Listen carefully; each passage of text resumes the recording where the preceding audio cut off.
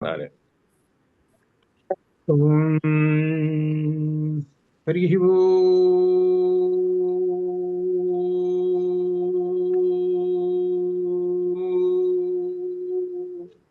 गुरुब्रह्मा गुरुर्विष्णु गुरुर्देवो महेश्वरः गुरुः साक्षात् परं ब्रह्म तस्मै श्रीगुरवे नमः। ज्ञानानन्दमयं देवं निर्मलस्फटिकाकृतिम् आधारं सर्वविद्यानां हयग्रीवमुपास्महे हयग्रीवमुपास्महे। सिन्दूरारुणविग्रहान् त्रिनयनां माणिक्यं मौलिस्फुरत्तारानायकशेखरां स्मितमुखीमापीनवक्षोरुहां पाणिभ्यामलिपूर्णरत्नचषकं रक्तोत्पलं बिभ्रतीं सौम्यां रत्नघटस्थरक्तचरणां ध्यायेत् पराम् अम्बिकाम्। ध्यायेत् पद्मासनस्थां विकसितवदनां पद्मवक्त्रायताक्षीं हेमाभां पीतवस्त्रां करकलितरसक्षेमपद्मां वराङ्गीं सर्वालङ्कारयुक्तां सततमभयदां भक्तनम्रां भवानीं श्रीविद्यां शान्तमूर्तिं सकलसुरनुतां सर्वसम्पत्प्रदात्रीं सकुङ्कुमविलेपनाम् अलिकचुम्बिकस्तूरिकां समन्दहसिते क्षणां ससरजापपाशाङ्कुशाम् अशेषजनमोहिनीं वरुणमाल्यभूषोज्ज्वलां जपाकुसुमभासुरां जपविधौ स्मरेतम्बिकां विमलपटी कमलकुटीह पुस्तकरुद्राक्षसस्तहस्तपुटी कामाक्षि पट्वलाक्षि कलितविपञ्ची విభాసి వైరించి విభాసి వైరించి శారదా శారదాంభోజవదనా వదనాంబుజే సర్వదా సర్వదా అస్మాకం సన్నిధిం సన్నిధిం క్రియాతు. శ్రీలతా పరమేశ్వర్యే నమః. బ్రహ్మాండ పురాణాంతర్గత లలితా రహస్య సహస్రనామ అధ్యయనం చేస్తున్నాం. ఇందులో నిర్గుణ నామములను చేస్తున్నాం. నిర్గుణ నామములు అంటే అమ్మవారి యొక్క సగుణ రూపములన్నీ ముందు చెప్పారు, తర్వాత నిర్గుణ రూపాలు చెబుతున్నారు. ఈ నిర్గుణ రూపాలకి దీని యొక్క భావం తాత్పర్యం అంతా నిర్వాణ షట్కం అని ఉన్నది. నిర్వాణ షట్కం అని ఇందులో 700 నామం, మన పుస్తకంలో 700 నామం, సచ్చిదానంద రూపిణి అనేటువంటి నామం దగ్గర 700 నామం, సచ్చిదానంద రూపిణి అనే నామం దగ్గర అక్కడ ఇచ్చాను అనమాట. ఇది నిర్వాణ షట్కం. ఈ నిర్వాణ షట్కం అనేటువంటిది చెప్పింది ఎవరంటే శంకరాచార్య స్వామి వారు చెప్పారు. నిర్వాణ షట్కం ఎక్కడ చెప్పారు అని అంటే గోవింద భగవత్పాదుల వారి దగ్గర చెప్పారు. అక్కడ కహ కహ త్వం అని అన్నారు. ఎవరు? గోవింద భగవత్పాద. శంకరులు వెళ్ళి ఆయన ప్రార్థించారు. ప్రార్థించిన తర్వాత కత్వం కహ, నువ్వు ఎక్కడ ఏమిటి అనేటప్పటికల్లా దాని సమాధానం ఇది చెప్పారు. నేను ఇది కేవలోహం శివోహం శివోహం చిదానంద రూప శివోహం శివోహం అని అక్కడ చెప్పినటువంటి సందర్భం అన్నమాట. అది ఆ నామాలను, అంటే ఈ నామాల నుంచి ఆ నామాలు వచ్చాయి. ముందు నామాలు ఏంటంటే లలిత నామాలే మొట్టమొదటిది. అలా అనమాట. ఈ నామాలను పెట్టి వాటి యొక్క సారాంశం అంతా నిర్వాణ షట్కం పెట్టారు. అది అనమాట స్వామివారు చెప్పినటువంటిది. ఇందులో నిర్మమ మమతాహంత్రి నిష్పాప పాపనాశిని ఈ భావాలు మన దీనిలో కనపడుతూ ఉంటాయి. ఇదనమాట. ఈ భావాలు నిర్మాణ షట్కంలో కనబడుతుంటాయి. ఇందులో నిర్మమ అనేటువంటి నామం మమకారము లేనటువంటిది. మమకారం ఉన్నది అని అంటే అర్థం ఏంటి? సగుణ రూపం అని అర్థం అనమాట. ఇది అంటే ఏంటంటే 2 విశేషాలు చెప్తున్నాడు. ఏమిటంటే నిర్గుణం అనేటువంటిది పరబ్రహ్మము. పరబ్రహ్మ లక్షణం అంటే నిర్గుణం అంటే త్రిగుణములకు అతీతము, అంటే త్రిగుణములతోటి ఏమాత్రము సంబంధం లేదు అని అర్థం అనమాట. మరి త్రిగుణములతో సంబంధం ఉన్నది ఎవరంటే మనము, అనగా ఈ జీవుడు, ఈ ప్రాణి. అట్లనే పరమాత్మ కూడా ఆయన సగుణ రూపం తీసుకునేటప్పుడు త్రిగుణాలను తీసుకొని సగుణ రూపం తీసుకుంటాడు. త్రిగుణాలను తీసుకొని సగుణ రూపం తీసుకుంటాడు. రామాయణుడు రామచంద్రమూర్తి ఉన్నాడు అనుకోండి, ఆయన సగుణ రూపం తీసుకున్నాడు. సగుణ రూపం తీసుకొని ఆయన మమకారం చూపించాడు కదా లక్ష్మణ స్వామి మీద. లక్ష్మణ స్వామి మీద మమకారం చూపించాడు ఆయన. అలానే తల్లుల మీద మమకారం చూపించాడు. ఇదంతా ఏంటి? సగుణ రూపంలో ఉండేటువంటివి. ఈ సగుణ రూపంలో మమకారాలు ఇవన్నీ, రాగములు ఇవన్నీ ఉంటుంటాయి. అయితే ఇవన్నీ కూడా ధర్మాన్ని అతిక్రమించకుండా ఉంటాయి. అది అయితే ఇవన్నీ ఏమీ లేవు, మమకారము ఇటువంటి అహంకారం ఇటువంటివి ఏమి లేవు కాబట్టి అది నిర్గుణము అని తెలుసుకోండి అని చెబుతున్నారు. అది ఎటువంటి మమకారము లేనటువంటిది. మనకు మమకారం ఉందనుకో అమ్మవారు మనకు అనుగ్రహిస్తుంది, అది అర్థం. మన మీద మమకారం ఉంటే అమ్మవారు అనుగ్రహిస్తుంది, అంటే సగుణ రూపం అని అర్థం. మనం సగుణ రూపంలో అమ్మవారిని సగుణ రూపంలో అధ్యయనం చేస్తుంటాం. వాళ్ళ అధ్యయనం చేయటము, తర్వాత అర్చనాధికాలు అన్ని కూడా సగుణ రూపంలో చేస్తుంటాం. ఈ మంత్ర దీక్షలు కానీ ఇవన్నీ కూడా సగుణ రూపంలో ఉన్నటువంటి అమ్మవారిని చేస్తుంటాం అనమాట. ఇక మామకాహ ఇక్కడ విశేషం ఏం చెబుతున్నాడంటే, మమకారానికి మొట్టమొదటి చెబుతున్నాడు భగవద్గీతలో, మొట్టమొదటి మమకారం చెబుతున్నాడు. అది మామకా పాండవాశ్చైవ కిమకృత సంజయ అంటే అర్థం ఏంటి? భగవద్గీత ఏం చెబుతున్నది అని అంటే మొట్టమొదటి మమకారంతో మొదలవుతున్నది. మమకారంతో మొదలవుతున్నప్పుడు ఏమవుతుందంటే నీది నాది అనేటువంటి రెండు విశేషాలు వస్తాయి. నావాడు నీవాడు అనేటువంటిది అట్లా అనమాట. అప్పుడు నావాడు నీది అనేటువంటి విభాగం అయిపోతుంటుంది. ఇదంతా మమకారంతో ఉంటుంది. ఈ మమకారం అనేటువంటిది ఎంత దూరం తీసుకుపోతుంది అని అంటే అది పెరిగిపోతే అధర్మంలోకి తీసుకుపోతుంది. అధర్మం అదే మనకి దీనిలో భారతంలో ధృతరాష్ట్రుడిది అదే విశేషం. ఆ మమకారం అనేది అతి వెళ్ళిపోయేటప్పటికి అధర్మంలోకి వెళ్ళిపోయినాడు. అంటే ఏంటనమాట, తాను చివరికి యుద్ధానికి మూల కారకుడైనట్టు ఒకడు ధృతరాష్ట్రుడు. అది అంటే పరమాత్మ తత్వాన్ని అర్థం చేసుకోవడం లేదనమాట మమకారం.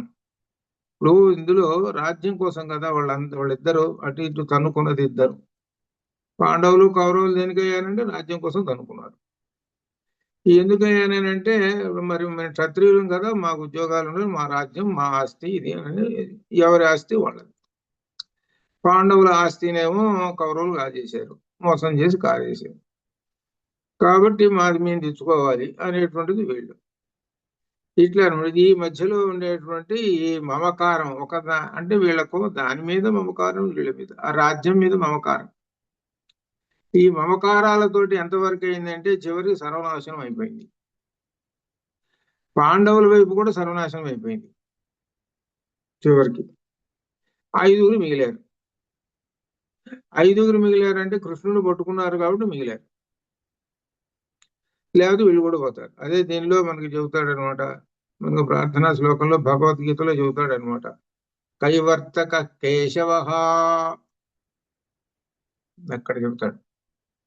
జాలరి ఏం చేస్తాడంటే సరస్సులో ఆ వల విసిరేస్తాడు. విసిరేయంగానే ఆ వలలో పడతాయి చేపలు. కొన్ని చేపలు ఆ జాలరి కాళ్ళ చుట్టూ తిరుగుతుంటాయి, అవి పడవు. అంటే ఇక్కడ అర్థం ఏమిటి? శ్రీకృష్ణ పరమాత్మ అనేటువంటి ఆయన జాలరి. ఆయన విసిరేసేటప్పటికి అనేక ప్రాణులు వచ్చి వలలో పడ్డాయి. ఎవరికైతే కర్మ ఫలం తీరిందో వాళ్ళందరూ కూడా వచ్చి పడ్డారు. ఎవరైతే తనను భక్తితో సేవిస్తున్నారో ఐదుగురు కాళ్ళ చుట్టూ తిరుగుతున్నారో వాళ్ళు బతికారు, మిగిలిన వాళ్ళందరూ పోయినారు అని అర్థం. అది కైవర్తక కేశవ అని చివరిలో వస్తుంది అనమాట. ఇదంతా ఏమిటనంటే మమకారం వలన చివరికి ఎంత నాశనం అది అనమాట. ఈ మమకారం అనేది తెలుసుకోండి. కాబట్టి ఈ మమకారం హద్దులు దాటిపోతే అది అధర్మంలోకి దిగుతుంది. అది క్రమంగా ఏంటంటే భారత యుద్ధం మాదిరిగా అట్ట సర్వనాశనం తీర్చుంటుంది.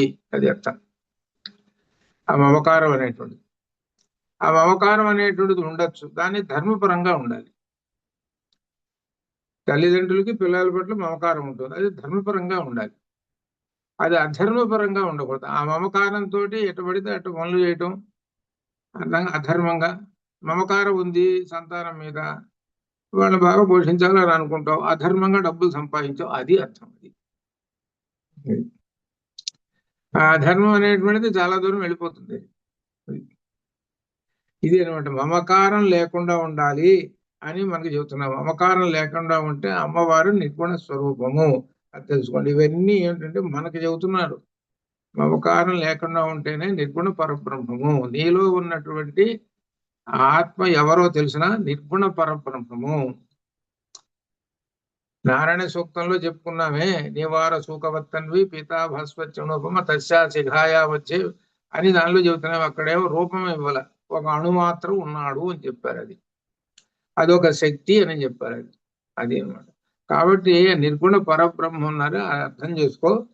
మమకారం అనేటువంటి దాన్ని నువ్వు జాగ్రత్తగా ఎంతవరకు ఉండాలో అంతవరకు ఉంచుకోవాలి, లేకపోతే అది ఏమవుతుంది, చాలా దూరం వెళ్ళిపోతుంది అది అని ఇక్కడ ఉదాహరణకి ధృతరాష్ట్రుడు కథ తీసుకొచ్చి పెట్టాడు అనమాట. ఆ మమకారం అనేటువంటిది తామరాకు మీద నీటి బొట్టు వలె ఉండాలి. అదే కదా బ్రహ్మణ్యాధాయ కర్మాణి సంగం త్యక్త్వా కరోతిగా లిప్యతైన సభాపేన పద్మపత్రి వామస అని చెప్పాడు కదా, అది అట్లా ఉండాలి. అయితే మమకారం అనేటువంటి విషయాన్ని తెలుసుకొని ఆ మమకారం అనేటువంటి హద్దులు దాటకుండా ఉండాలి అని చెబుతున్నాడు. అది మనకు ఉపదేశం. అమ్మవారేం మమకారం లేనటువంటిది అని. మమకారములు వీడినప్పుడే జ్ఞానము ఉదయిస్తుంటుంది. జ్ఞానం అనేటువంటిది, ఆ మమకారం ఉన్నంతసేపు ఈ జ్ఞానం ప్రవేశించదు, అది పెద్ద అడ్డుగోడగా ఉంటుంది. అదేనమాట, అట్లా అనమాట. ఆ మమకారం అనేటువంటిది అంత విశేషమైంది. అనగా పరమాత్మ యందు జ్ఞానము అనేటువంటిది కలిగినప్పుడు ఒక మంచి కార్యం నెరవేరుస్తుంటాడు. అప్పుడు మమకారం అనేది పక్కకి వెళ్ళిపోతుంటుంది. శంకర విజయంలో ఉండేటువంటి కొన్ని పేజీలు చదివి మనకు తెలిసింది ఒక 10 వాక్యాలు రాశామనంటే అర్థం ఏమిటంటే జ్ఞానం అనేటువంటిది ఉదయించింది అని అర్థం. అది అదే పుస్తకం ఇంకొకరికి ఇచ్చామనుకో, ఇట్టనే ఇది లలిత చదువుతారు, సౌందర్యలహరి చదువుతారు, అవి చదువుతారు, ఇది చదువుతారు, అవి వింటారు, ఇవి వింటారు, ఓ ఇదే పని. ఏమయ్యా 10 వాక్యాలు చదివి రాయవయ్యా, నాకు చేత కాదు, నాకు అర్థం కావటం లేదు అంటే అర్థం ఏంటి, జ్ఞానం ఉదయించలేదు. అది జ్ఞానం అనేటువంటిది ఉదయించినప్పుడు ఏమవుతుందనంటే ఆ వాక్ అనేటువంటిది ఆ మనస్సులో నుంచి అమ్మవారు ఇస్తుంటుంది. ఇది అదే అనమాట. ఇట్లా ఉండేటువంటి వాళ్ళందరూ అతి సామాన్యులు. ఏది పారాయణలు చేసుకుంటూ అట్లా అట్లా ఉంటుంటారే, అతి సామాన్యులు వాళ్ళు తీలుడు. కాబట్టి ఏం చెబుతున్నారనంటే అదంతా మమకారాలు ఉండేటువంటి వాళ్ళు. కాబట్టి మమకారాన్ని వదిలిపెడితే అప్పుడు జ్ఞానం వస్తుందయ్యా, నువ్వు జ్ఞానం పట్టుకోరా అంటున్నాడు. అది మమతా హంత్రి, మమతను హంత్రి నశింపజేయనటువంటిది. అమ్మవారిని పట్టుకుంటే నేను నాది అనేటువంటిది నశింపజేసేస్తుంటుంది. ఇక్కడ మనకు దేహంలో ఉండేటువంటి 3 అవస్థలు, జాగ్రత్త స్వప్న సుషుప్తి అవస్థలో అనేటువంటి మమకారమును ఉంటే దీనిలో జాగ్రత్త అవస్థలో ఎక్కువ మమకారం ఉంటుంది. అంతే కదా, జాగ్రత్త అవస్థలో అంటే అర్థమే పగలల్లా తిరుగుతున్న, ఉదయం నుంచి రాత్రి దాకా పడుకునేదాకా అంతా చూసుకుంటే ఎంత మమకారం ఉండదో. ఆ మమకారం అనేటువంటిది ఉండాలి, ఉండాలి, కానీ అది హద్దులు దాటకూడదు. అది విశేషం. నువ్వు తినేటువంటిది, నువ్వు అనుభవించేటువంటి దాన్ని వెంటనే గుర్తుకొస్తారు పిల్లలు, ఇంట్లో వాళ్ళు. కాబట్టి వాళ్ళకు కూడా తీసుకుని పోవాలి. అది మమకారం. అది అర్థం. ఇట్లా ఈ విధంగా ఉంటుంది మమకారం. కాబట్టి ఆ మమకారం జాగ్రత్త అవస్థలోను స్వప్న సుషుప్తి అవస్థలలో ఎక్కడ కూడా మమకారం అనేటువంటిది లేశ మాత్రం కూడా అమ్మవారికి ఉండదు అని. ఎప్పుడైతే మమకారం ఉండదో అప్పుడు ఆత్మ సాక్షాత్కారం కలుగుతుంటుంది. అది అశాశ్వతమైన వాటి పట్ల మమకారం పెంచుకుంటుంటే శాశ్వతమైన పరబ్రహ్మం మీద మమకారం వాళ్ళు ఉంటుంది, రేపు పోతుంది. కాబట్టి అందువల్ల వాటి మీద పెంచుకోవాకండి, శాశ్వతమైన పరబ్రహ్మం మీద మమకారం పెంచుకోండి అంటున్నాడు. అంటే మరి ఎట్లా శాశ్వత పరబ్రహ్మం మీద మమకారం పెంచుకోవటం ఎట్లా అంటే అర్థం ఏంటంటే ఈ సర్వ జగత్తు అంతా కూడా పరబ్రహ్మ స్వరూపం. సర్వం జగత్ బ్రహ్మ, మొత్తం సర్వం కల్వితం బ్రహ్మ. కాబట్టి మనం చూస్తున్నటువంటి అన్నిటిలోనూ పరబ్రహ్మ స్వరూపం ఉన్నది. అన్నిట్లోనూ ఈ జగత్తు, చరాచర జగత్తులన్నిటిలోనూ పరబ్రహ్మ స్వరూపం ఉన్నది. ఇట్లా వృక్షాలు చూస్తున్నాం, పర్వతాలు, నదులు, ఇట్లా కొండలు, ఇవన్నీ అనేకమైనటువంటి మనం చూస్తూ ఉన్నాం. ఆ చూస్తున్నప్పుడు ఇవి పరబ్రహ్మ స్వరూపము. అందుకనే 10వ అధ్యాయంలో చెప్పింది. అందుకే 10వ అధ్యాయం, గీతలో 10వ అధ్యాయం ఏం చెప్తున్నదంటే ఈ చరాచర జగత్తు అంతా కూడా పరబ్రహ్మ స్వరూపము అని చెప్పటం. అది దాని యొక్క తాత్పర్యం. అది అందుకు కొన్ని ఉదాహరణలు ఇచ్చాడు. కొండల్లో గొప్పది హిమాలయ పర్వతం అన్నాడు, నదులలో గంగానది అన్నాడు. ఇట్లా ఈ విధంగా జంతువుల్లో ఆవు, వృక్షాలలో, అట్లా ఈ విధంగా అనమాట ఒక్కొక్క ఉదాహరణ ఇచ్చుకుంటూ పోయినాడు. అట్లా అనగా వీటన్నిటిలోనూ పరబ్రహ్మ స్వరూపాన్ని దర్శించగలిగినటువంటి వాడు, అటువంటి వాడికి మమకారం అనేటువంటిది పోతుంది అని చెబుతున్నాడు. అట్లా అనమాట. పరబ్రహ్మపై పెంచుకోవడం మంచిది కాదు అని చెప్తాం. మంచిది పరబ్రహ్మపై మమకారం పెంచుకోకుండా శాశ్వతమైన పరబ్రహ్మపై పెంచుకో, అది అర్థం. శాశ్వత పరబ్రహ్మపై మమకారం పెంచుకోవాలంటే సర్వం కల్విదం బ్రహ్మ, సమస్తమైనటువంటి ఈ జగత్తంతా కనబడుతున్నదే నాకు, అదంతా పరబ్రహ్మ స్వరూపం అనే భావనతో ఉండాలి. అంతా అనమాట. అది అది అదే అన్నమయ్య సాధించాడనమాట. అన్నమయ్య పెట్టుకున్నాడు అన్నమాచార్యుడు. అట్లా అట్లా చాలా మంది అట్లా అనమాట. అది ఏంటంటే అందరూ మాదిరిగానే ఉంటుంటారు జనం అందరూ, కానీ ఇట్లా పరబ్రహ్మ స్వరూపాన్ని దర్శించుకునేటువంటి మనిషి మాత్రము కనిపెట్టలేడు. మళ్ళీ ఎవరు కనిపెడతారంటే మళ్ళీ అటువంటి వాడే ఈ మనిషిని కనిపెడతాడు. జ్ఞానిని కనిపెడతాడు. జ్ఞానిని సామాన్యుడు గుర్తుపట్టలేడు. సామాన్యుడు గుర్తుపట్టలేడు జ్ఞాని. ఎందుకు అంత దీనిలో మమకారం వీటిల్లో ఉండిపోతాడు కదా ఈ జాగ్రత్త అవస్థలో. అది కాబట్టి ఇక్కడ చెబుతున్నది అంటే మమకారం వీడాలి అని చెబుతున్నాడు. అది చెబుతూ నిష్పాప, పాపములు లేనటువంటిది అని చెబుతాడు. నిర్గుణ బ్రహ్మ మాతకు జీవుడు దేహంలో ఉండి తాను చేసిన పాపములకు కర్మబంధములు అనుభవిస్తూ మలిన దోషములతో ఉంటాడు. ఎప్పుడు మలిన దోషాలు, పాపములు చేస్తున్నాడు అంటే అధర్మాలు చేస్తున్నాడు అనుకోండి.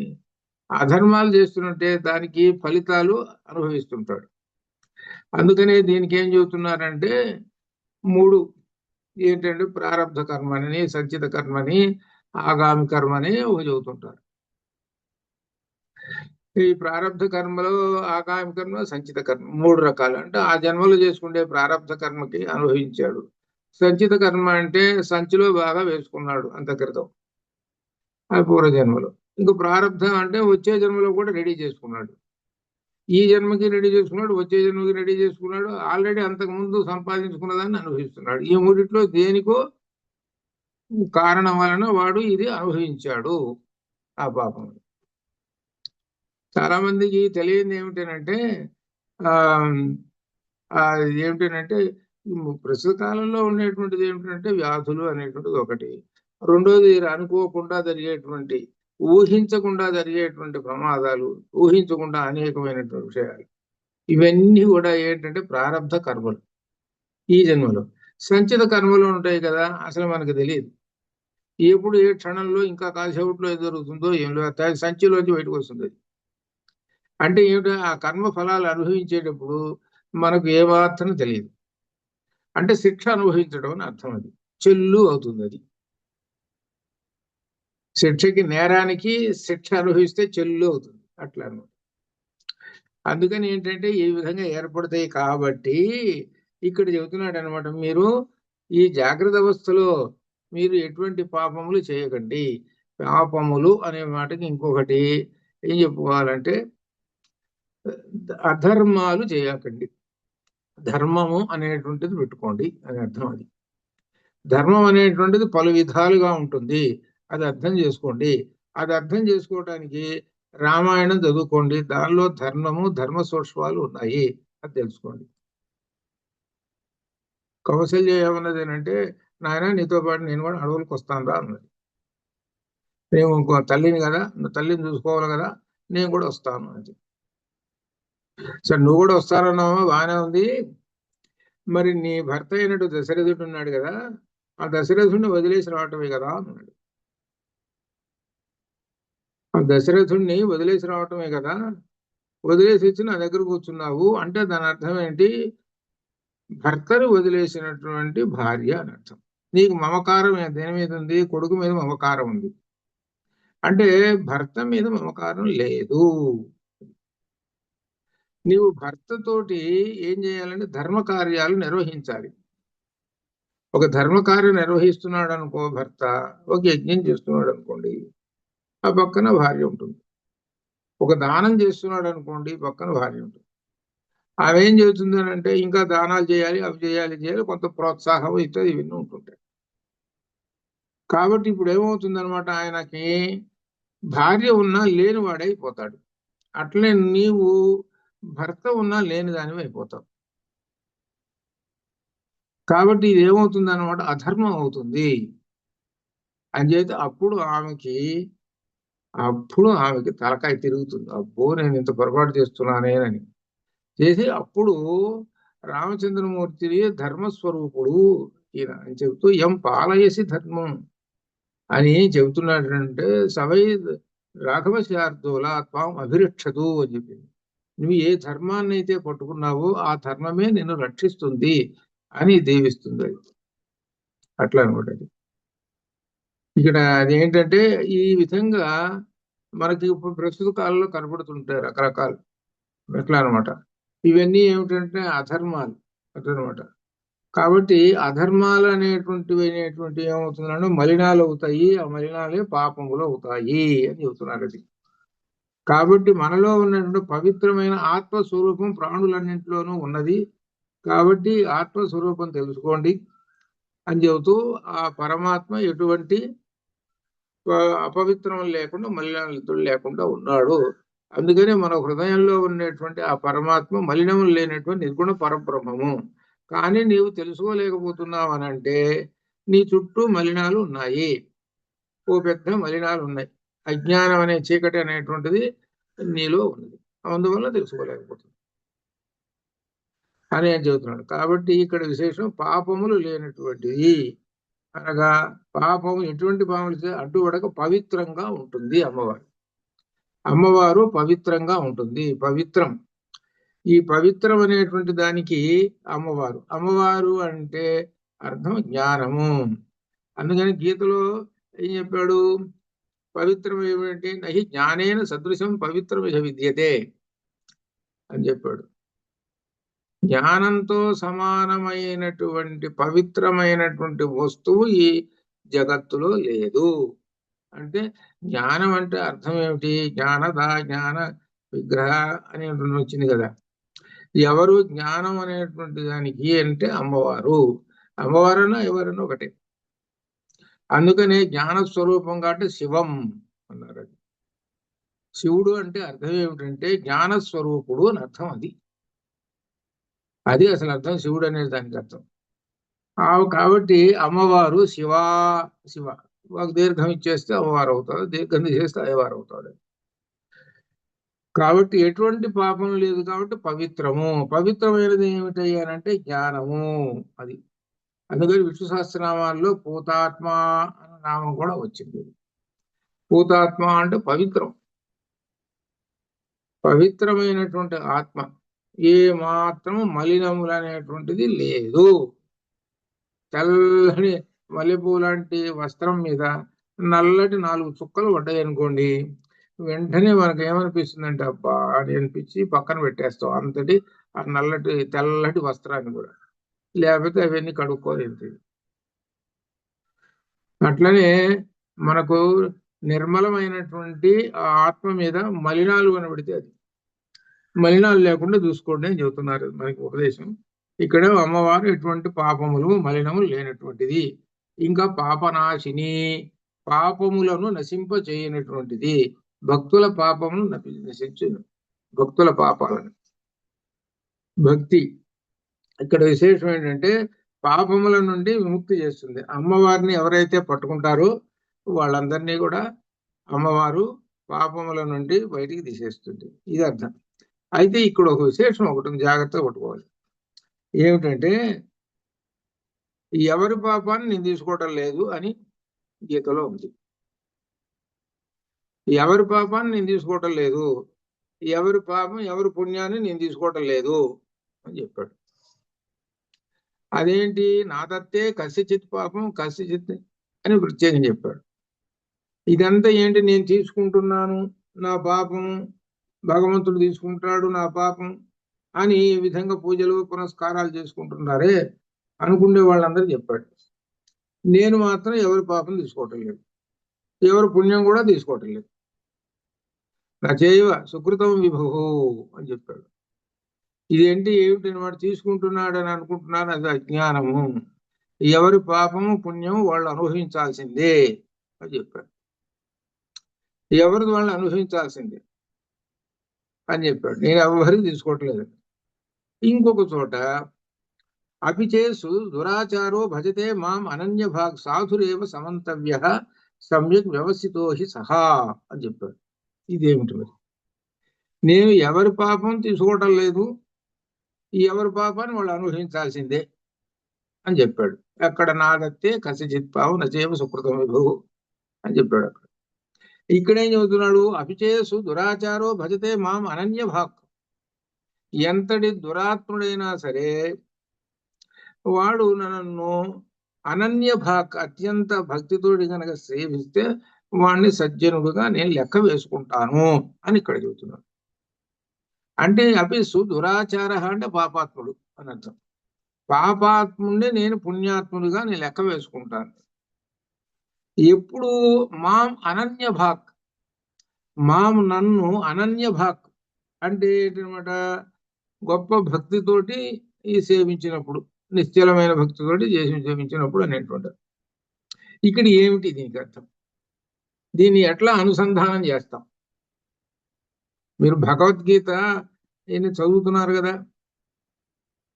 భగవద్గీత చదువుతున్నారు, అర్థాలతో తాత్పర్యాలతో ఎట్లా చదువుతున్నారు క్లాసుల్లో. ఇక్కడ ఈ రెండింటికి వచ్చి క్లాష్ వచ్చింది. ఈ క్లాష్ వస్తే ఇప్పుడు ఏం చెబుతాం?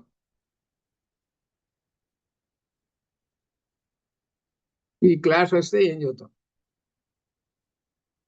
అన్నపూర్ణ గారు బాగా ఆలోచన చేస్తుంటారు. అంటే భగవంతుడు బుద్ధిస్తానన్నాడు కదా గురువుగారు. అంటే బుద్ధిస్తాడు సరే, ఇక్కడ మనకి ఏంటంటే దీన్ని మన ప్రజల్లోకి తీసుకుపోవాలి.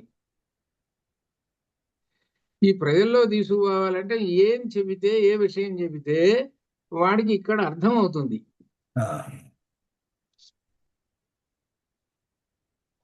వాడు పాపాత్ముడిని పుణ్యాత్ముడిని చేస్తాను, నెట్టి పరిస్థితుల్లో నన్ను చింతన చేస్తే చేస్తాను అన్నాడు. దేహభావం తొలగిపోవాలండి, అంటే ఆత్మజ్ఞానం ఇదంతా పోవాలి ఇదంతా అనేటువంటి భావం చెప్పాలి అంటే ఒక కథ చెప్పాలి, ఒక కథ చెప్పాలి. వాల్మీకి కథ చెప్తే వాల్మీకి కథ అని చెప్పాలి. ఎవరో చెప్పారు. అదే నేను శైలజానండి. ఆ కథ అంటే మామూలుగా ప్రాక్టికల్ గా డే టు డే లైఫ్ లో జరిగేవానికి కూడా ఎగ్జాంపుల్స్ కూడా తీసుకొని వాటిని ఎట్లా మన మన స్క్రిప్చర్స్ లో చెప్పిన వాటితో కంపేర్ చేసి కూడా చెప్పుకోవచ్చు. అట్లా చెప్పడం, మీరు చెప్పినట్లు కథలాగా చెప్పడము, మెటఫర్స్ చెప్పడము, లేదా అనాలజీస్ ఇవ్వడము కొంచెము అట్లా. ఆ విధంగా మనము అంటే రియల్ లైఫ్ కి వాళ్ళకి మనకి అర్థం కావాలన్నమాట. హౌ స్పిరిచువాలిటీ ఎట్లా హెల్ప్ చేస్తుంది, స్క్రిప్చర్స్ ఎట్లా చేస్తాయి అని చేయాలంటే కొంచెము లౌకికంలో మనకి ఏమవుతున్నాయి, రియల్ లైఫ్ లో అండర్స్టాండింగ్ కూడా ఉండాలన్నమాట. మనకి రియల్ లైఫ్ అండర్స్టాండింగ్ అంటే జనాలు వి ఆల్ గో త్రూ కదా, డిఫరెంట్ స్టేజెస్ ఆఫ్ లైఫ్ లో ఉంటాయి. తర్వాత సో మెనీ ఎక్స్పీరియన్సెస్ ఉంటాయి అండ్ బ్యారియర్స్ ఉంటాయి. అవన్నీ కూడా చెప్పగలిగితే then we can relate to the scriptures అనిపిస్తుంది. సరే, మీరు చెప్పింది తీసుకెళ్ళి నలుగురిలో చెప్తే వాడికి ఏం అర్థం లేదు.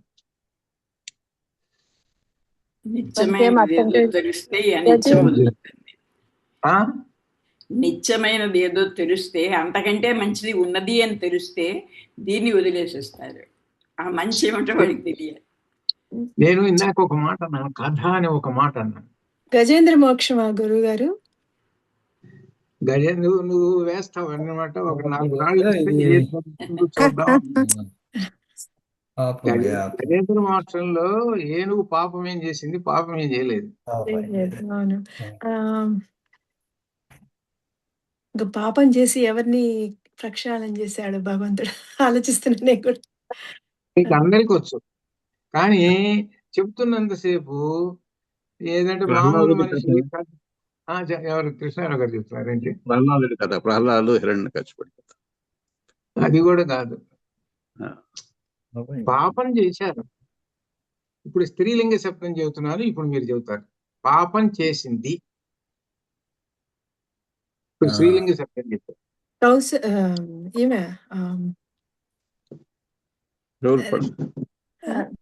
అదే. శూర్పణఖ. కాదు పూతన శూర్పణఖ కాదు కాదు కాదు కాదు కాదు కాదు. కాదు కాదు అయ్యో ఇది అహల్య అహల్య సుప్రసిద్ధం. ఇది అహల్య రాయ మళ్ళీ అహల్య ఎవరు చేసింది. అహల్య అహల్య, అన్నారు? అదే అదే రాయ అహల్య అన్నది ఎవరు? నేనండి, నేను చెప్పాను. ఎవరు? శైలజ. శైలజ. ఆహా, ఇది కరెక్ట్. యా. ఇది కరెక్ట్. ఇప్పుడు రామాయణం చదువుతుంటుంటే అహల్య కథ దగ్గరికి రాగానే అహల్య కథ చెప్పాల్సిన పని లేదు అక్కడ. అసలు ఘట్టాన్ని ఎత్తేసేయచ్చు. అసలు లేకుండా చూస్తుంటే అసలు ఆ అరణ్యంలో ఎన్ని చూశారు వాళ్ళు? ఎన్నో చూశారు. ఎన్నో చూస్తే ఒకటో రెండు సంగతి చెప్పు. దానికి ఒక అర్థంగా ఉన్నది కాదు, విశేషం చెప్పుకుంటూ వచ్చాడు. అహల్య కథ ఎందుకు చెప్పాడంటే దోషం తెలిసి కూడా చేసింది. దోషం తెలిసి కూడా చేసింది, పాపం అనుభవం పొందింది కాబట్టి ఆ పాపాన్ని తానే కడిగేసుకోవాలి. ఇప్పుడు తెల్లటి బట్ట మీద నల్లటి చుక్కలు పడ్డాయండి. నల్లటి చుక్కలు పట్టంగానే తీసుకెళ్లి మనం డిటర్జెంట్లు పెట్టి కొట్టి కొట్టి శుభ్రంగా చేసుకొని మనం చేస్తాం. అంటే ఏంటనమాట, ఆ నలుపు మలినాలని మనమే తొలగించుకోవాలి. అంతేగా దేవుడు వచ్చి డిటర్జెంట్లు పెట్టి శుభ్రంగా ఆయనంతా చేసి ఇంకో బట్టలు ఆరేసి నీ చేతికి ఇవ్వడు. అంటే అర్థం ఏమిటి? ఎవడి పాపాన్ని వాడే పోగొట్టుకోవాలి. ఆ పోగొట్టుకోవాలని ఇక్కడ డిటర్జెంట్లు పెట్టుకున్నాము, అక్కడేమో పరమాత్మను ధ్యానం. అది పరమాత్మను ధ్యానం చేస్తే అప్పుడు ఈ పాపం నశిస్తుంది. ఇప్పుడు వాడికి అర్థం అవుతుంది, నీ పాపాన్ని పోగొట్టుకోవాలనుకోరా, పాపాన్ని పోగొట్టుకోవాలనుకుంటే ఏం చేయాలంటే పరమాత్మ ధ్యానం చెయ్యాలి. అది ఒక రోజు 2 రోజులు కాదు, చాలా కాలం పరమాత్మ ధ్యానం చేయాలి. అంతేగాని కొబ్బరికాయ గుడికి పోయి ఒక కొబ్బరికాయ కొట్టి కొబ్బరి చిప్ప తెచ్చుకోవటం కాదురా.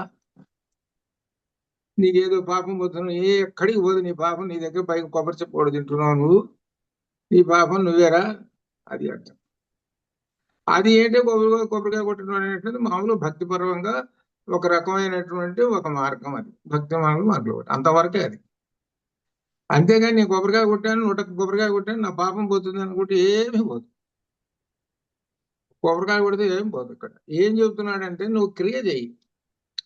ఏమిటి? పరమాత్మ ధ్యానం చెయ్యి, పరమాత్మ నామాన్ని స్మరించు. ఇటువంటివి అనమాట పనులు చేస్తుంటే అప్పుడు నీ ఈ పాపం నశిస్తుంది. అదే అహల్య కథ అనమాట. అహల్య కథ ఎందుకు చెప్పాడంటే తెలిసి పాపం చేసేవాళ్ళు, తెలియకుండా పాపం చేసేటువంటి వాళ్ళు 2 రకాలు ఉన్నారు జగత్తులో. కాబట్టి వాళ్ళ పాపములు పోవాలి అని అంటే ధ్యానం చేయాలి. అందుకనే 6వ అధ్యాయము గీతలో 6వ అధ్యాయం వచ్చింది. అదేనమాట, అది విశేషం. అందుకని మనం భగవద్గీత ప్లస్ రామాయణము దగ్గర పెట్టుకోవాలి. భగవద్గీత యొక్క లక్షణాలు అంటే సిద్ధాంతాలు రామాయణంలో బాగా ఉన్నాయి, అన్నిట్లోనూ ఉన్నాయి. అది ఒక్కటే కాదు, అన్నిట్లోనూ ఉన్నాయి. భగవద్గీత అనేది ఒక ఫండమెంటల్ రూల్స్ అవన్నీ. వాటికి ఉదాహరణలు రామాయణ భారత భాగవతాలు ఇటువంటి ఉదాహరణలు. ఎప్పుడైతే ఉదాహరణను తీసుకుంటే దానికి దగ్గర చేర్చావో అప్పుడు వాడికి అర్థం అవుతుంది, దాని మీద ఇంట్రెస్ట్ కలుగుతుంది. అది అట్లా అనమాట. అందుకని అలాగే చూడండి. అపిచేసు దురాచారో భజతే మాం అనన్య భాగ్ సాధురేవ సమంతవ్య సమ్యక్ వ్యవహరితో సహా సర్వధర్మములను వదలి నన్ను శరణు పొందిన వాడిని శ్రీకృష్ణ పరమాత్మ సర్వ పాపలను విముక్తిని చేస్తానన్నాడు. నువ్వు కష్టపడి పనిచేయి, నేను అనుగ్రహిస్తాను అంటాడు. నువ్వు పని చేయకుండా ఒక్కసారి నన్ను తీసుకెళ్లి ఎక్కడో కొండ మీద పెట్టవాడిని నేనేం చేయను, నీ పాపాలని నువ్వే చూసుకో అంతే అంటున్నాడు. నీ పాపాలు ఇంక పాపాలు అన్నీ ఉన్నాయి, అట్లా ఉన్నాయనుకో అనుభవిస్తావు, పాపాలు ఉన్నాయనుకో అనుభవిస్తావు. కాబట్టి పాపాలు తొలగాలనుకో పరమాత్మ యందు ధ్యానం పెట్టుకో. పరమాత్మ యందు ధ్యానం పెట్టుకొని అప్పుడు ప్రాయశ్చిత్తము ఇటువంటి అనేకమైనటువంటి మనస్సులో కలుగుతాయి. వాళ్ళకి నెమ్మదిగా ఆ మలినాలను తొలగించుకుంటాడు, మనస్సు నుంచి మలినాలను తొలగించుకుంటాడు.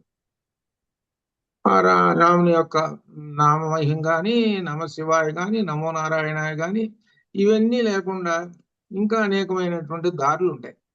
అలా ఆ విధంగా మనస్సుని నిర్మలం చేసుకుంటాడు. అది అప్పుడు అప్పుడు అదొకటి చెప్తున్నాడు. ఇది రెండోది, సర్వధర్మాన్ పరిత్యజ్య మామేకం శరణం వ్రజ అహం త్వా సర్వ పాపేభ్యో మోక్షయిష్యామి మా శుచః.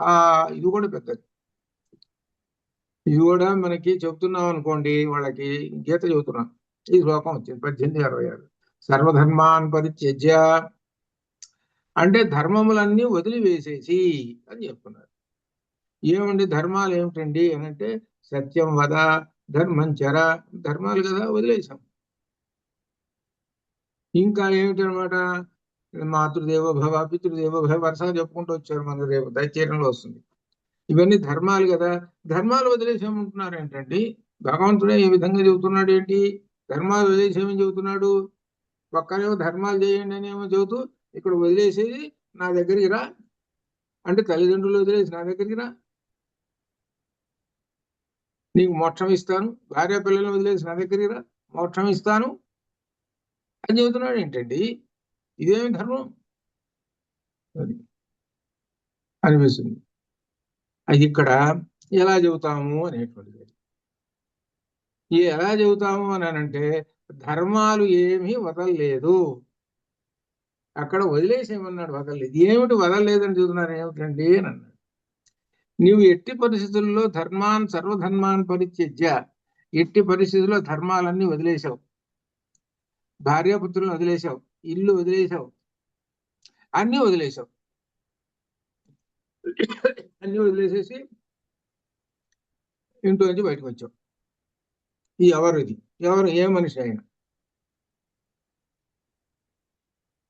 మీకు తెలుసు, మీకు అందరికి ఎవరు? సన్యాసి జ్ఞాన మార్గంలో ఉదాహరణ అడుగుతున్నారా గురుగారు? ఉదాహరణ అడుగుతున్నారు.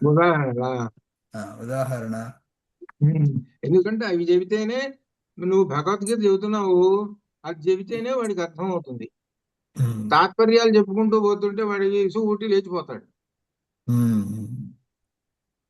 మనకు బుద్ధుడు చేశాడు. బుద్ధుడు మన ధర్మంలో, మన సనాతన ధర్మంలో లేకపోయినా కూడా ఫ్యామిలీ నుంచి బయటికి రాలేదు కదండి ఆయన, పెళ్లి వచ్చేసాడు కదమ్మా. భార్యను వదిలిపెట్టాడు, పిల్లల్ని వదిలిపెట్టాడు. కరెక్ట్ కరెక్ట్ బయటకు వచ్చాడు. కరెక్ట్, బుద్ధుడు వచ్చాడు. బట్ ఏమంటే ఆయన అవును కరెక్ట్. తర్వాత ఎవరు బుద్ధుడు అని చెప్పింది? శైలజ గారు చెప్పారు. ఇప్పుడు బుద్ధుడు అని చెప్పింది కదా, ఇప్పుడు పూర్వపక్షం చేస్తాను, ఇప్పుడు సమాధానం చెప్పాలి. ఏమిటో తెలిసిన, బుద్ధుడు ఏంటంటే ఇంట్లో పిల్లల్ని అందరినీ వదిలేసి వచ్చాడు. వదిలేసి వచ్చి బుద్ధుడు అని చెప్తున్నారు కదా. పిల్లలందరినీ వదిలేసి వచ్చాడంటే ఎవరైనా వదిలేమని చెప్పారు ఆయనకి? పోనీ ఇంటి నుంచి ఎళ్ళగొట్టారా ఆయన్ని? లేదు లేదు, ఆయనంతటా ఆయనే బయటకు వచ్చాడంటే అర్థమైన ధర్మాన్ని వ్యతిరేకించాడు కదా. అవును, ఒక విధంగా వ్యతిరేకించాడు. అవును, మరి ధర్మాన్ని వ్యతిరేకిస్తే మరి అప్పుడు ఎట్లా ఒప్పుకుంటావు నువ్వు? ఇప్పుడు మీరే ఉన్నారు అనుకుందాం, ఏదో సన్యాసం దీంట్లో బాగుంటుంది అని అనుకుందాం కాసేపు. ఇంట్లో భార్య పిల్లల్ని అందరినీ వదిలేసాం, అమెరికా వదిలేసేసాం, చివరికి ఈ ఎక్కడో అడవుల్లో పోయి కూర్చున్నాము అనుకుందాం, ఓ చెట్టు కింద కూర్చున్నాం అనుకున్నాం. అప్పుడు అదేమిటి? అది అధర్మమే. యాక్చువల్ గా రెస్పాన్సిబిలిటీస్ నుంచి వదిలిపెట్టి రావడము. మరి అధర్మం కాబట్టి ఎందుకు తీసుకున్నాం మరి ఇక్కడ? అంటే వదిలిపెట్టాడు మరి తీసుకోవడం ఐ డోంట్ నో తెలీదు గురువు గారు. అందుకని పూర్వపక్షం వేస్తే ఓడిపోతుంది. అదే మనకు కరెక్ట్ బ్రహ్మసూత్ర భాష్యాల్లో వస్తుంది. అంటే తీసుకోకూడదండి గురుగారు, విభీషణుడిని తీసుకోకూడదు. కరెక్ట్ అదే. అందుకని ఇందాక ఒక హింట్ ఇచ్చా, రామాయణం అని హింట్ ఇచ్చాను నేను. అదేనమాట, విభీషణుడు తనంతట తాను బయటికి రాలేదు.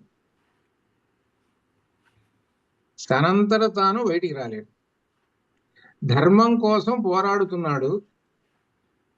ధర్మం కోసం పోరాడుతుంటుంటే అధర్మం ఆయన్ని బయటికి నెట్టింది. ఇప్పుడు అర్థమైంది కదా. ఆయనే అంటాడు, విభీషణుడు అంటాడు, నా ఇల్లు పిల్లలు మొత్తాన్ని వదిలేసేసి ఇదిగో రావణాసురుడు నన్ను ఎంతో నుంచి ఎళ్ళగొట్టాడు, కాబట్టి నాకు దారి లేదు, కాబట్టి సర్వధర్మాన్ని పరిత్యజ్య మామేకం శరణం. నేనేం వదలలేదు, ధర్మాన్ని నేనే వదలలేదు, కానీ ఏం చేసింది అధర్మం అనేటువంటి నన్ను బయటికి నెట్టింది. కాబట్టి నేను ధర్మాన్ని పట్టుకున్నాను, కాబట్టి ధర్మం అనేటువంటి దాన్ని మళ్ళీ పట్టుకుంటున్నాను. అందుకే ధర్మస్వరూపుడే రామచంద్రమూర్తిని పట్టుకున్నాను. మామేకం శరణం వ్రజ అని. అట్లా అనమాట. అదే అనమాట. అందుకని ఎందుకు చెబుతున్నా ఇది దీనిలో ఉన్న రహస్యం ఏమిటంటే, నీకు జీవితంలో కూడా ఒక్కొక్క సందర్భాలలో ధర్మం కోసం పోరాడుతుంటుంటే కష్టం వస్తుంటుంది. ఎప్పుడైనా ధర్మం కోసం పోరాడే వాడికే కష్టాలు వస్తాయి. అప్పుడు భగవంతుణ్ణి ధ్యానం చెయ్యము. ఎట్లా? సుందరకాండలో హనుమ ఏం చేశాడు? ధర్మం కోసమే కదా ఆయన సుందరకాండలో అంతా రాత్రి కూడా వెతికాడు, ఎక్కడ కనపడలేదు అమ్మవాడు. ఓహో రకరకాలు వెతికి వెతికి విసుగు పుట్టింది. ఇప్పుడు నేను వచ్చిన పని అంతా వ్యర్థమైపోయింది కదా అని అనుకున్నాడు. ఆత్మహత్య చేసుకుంటాను అనుకున్నాడు, చేసుకుంటాను అన్నాడు. అది అధర్మం అని తెలుసుకున్నాడు వెంటనే. మరి అధర్మం కదా. ఇప్పుడు ఏమవుతుంది అనమాట, నీ మీద అందరూ ఆశలు పెట్టుకున్నారు. ఇప్పుడు ఏం చేయాలి? ఇప్పుడు అంటే ఏంటనమాట, చివరికి శరణం ఏంటనమాట, భగవంతుణ్ణి శరణు వేడు అన్నాడు. ఇప్పుడు ఏమీ చేయలేని పరిస్థితి. అటు ముందు వెనక గొయ్యి అని అంటారు చూసావు, ముందుకు పోతే అది, వెనక పోతే ఇది, ఎట్లా అనేటువంటిది ఏమి అనేటువంటిది. అందుకనే ఆంజనేయ స్వామి వారు, ఇక నేను చేసేది ఏమి లేదు, ఆ భగవంతుణ్ణి ధ్యానం చేస్తాను, ఆయన ఏ దారి చూపిస్తే అది అని. అది ఎందుకు చెబుతున్నాడు అని అంటే, అది మనకి చెబుతున్నారు. నీకు జీవితంలో ఇటువంటివి వస్తాయిరా, నీకు బాగా సాగుతున్నంతసేపు, బండి బాగా సాగుతున్నది అనుకోండి, కారు బాగా పనిచేస్తున్నది, కారు బాగా ఉన్నది, బాగా స్పీడ్ తోటి అంతా బాగానే ఉన్నది. కొంత దూరం పోయేటప్పటికి అది కాస్త టైర్ ఢాములు బయలుపోయింది. అటు ముందు వెళ్ళలేము, వెనక్కి వెళ్ళలేము. పైగా రాత్రిపూట ఏం చేస్తాం? రాత్రిపూట అందులో ఎలా ఉంది, అటు 50 మైళ్ళు ఇటు 50 మైళ్ళు పోతేనే రాత్రిపూట టైర్ ఢాములు బయలుపోయింది. ఏంటి నీ పరిస్థితి? ఇంట్లో కుటుంబం, కారులో కుటుంబం ఉంది, ఏంటి నీ పరిస్థితి? నువ్వు టైర్ పగులుతుందని నువ్వు అనుకున్నావా? బయలుదేరి వచ్చేటప్పుడు అంతా కారు చూసుకున్నావు, అంతా బాగానే ఉంది కదా, వెనక టైర్ ఎందుకు బయలుంది? ఇప్పుడు ఏం చేస్తావో చెప్పు. అది అంటే ఏమిటి, నువ్వు ధర్మం కోసమే ఉన్నటువంటి వాడివి, ఇటువంటి పరిస్థితుల్లో వచ్చి నువ్వేం చేస్తావు? అందుకని ఏం చేశానంటే, సర్వధర్మాన్ పరిత్యజ్య మామేకం శరణం. అప్పుడు పరమాత్మ ధ్యానం చేస్తే ఆ పరమాత్మ ఎవరిలోనూ ప్రవేశిస్తాడు. ఏది కార్లు పోతున్నాయి, నీ కారు బయలుపోయింది, అక్కడ వేరే కార్లన్నీ వెళ్ళిపోతున్నాయి, పరమాత్మ ప్రవేశిస్తాడు.